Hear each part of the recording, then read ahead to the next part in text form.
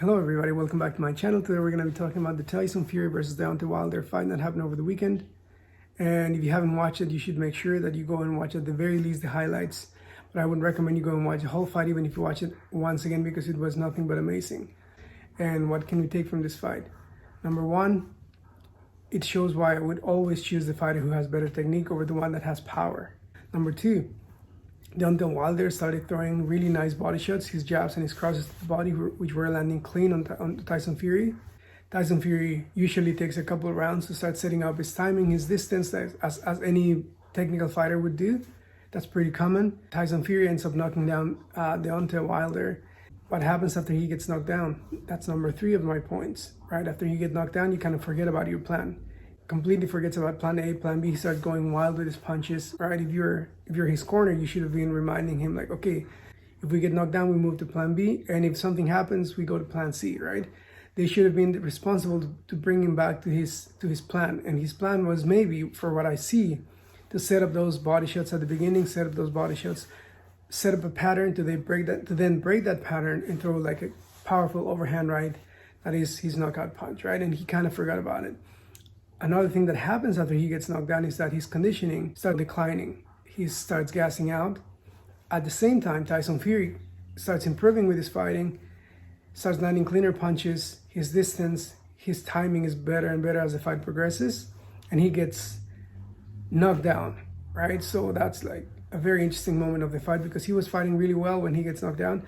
Once again, because Deontay Wilder has that power that no matter how hurt he is, he can always knock you down or knock you out. So we see Tyson Fury once again getting back up and getting back into his plan. What was his plan? Outbox Deontay Wilder, probably knowing that he was going to gas out.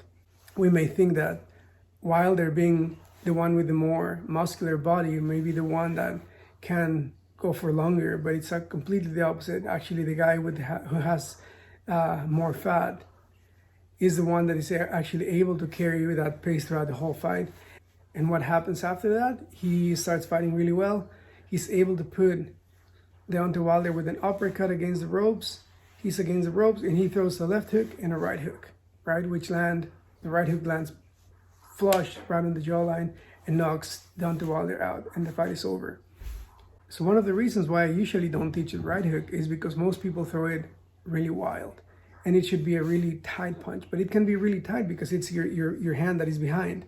Right, so for you to throw it, you have to throw it like when you're like really close, which is a perfect example of what happens with Fury and Wilder. He throws an uppercut, puts him against the ropes, throws a left hook that kind of glances, and then the right hook is closed and lands perfectly, right? The way that Tyson Fury throws that punch basically means that he has his hand tight and he's throwing his body before he opens up that body. He opens up his shoulders after that, right? While people like Wilder would be the opposite. They're opening up before they throw their body, right? So the difference, once again, would be Fury is throwing it tight. He throws his body tight before he opens up. While Wilder, he opens up before he throws his body, right? So that's the reason why Tyson Fury's like right hook lands really, really tight and flush. So for me, that basically just leaves two fights that I really want to watch in the heavyweight division: Tyson Fury versus Usyk. And the second one would be Andy Ruiz fighting Wilder, and the winners would fight each other.